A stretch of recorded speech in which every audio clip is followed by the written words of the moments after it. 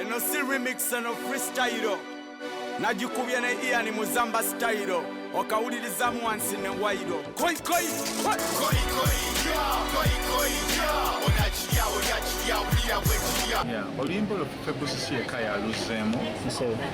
oluyimba tulutwalenga kirabo eri hip hop nti era nfunye versions nyingi nnyo okujjako eyaffe busi except eyaffe busi yalina what was one of the first to come out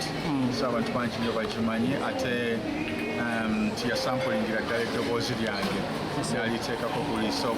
just part of the growth eya hip hop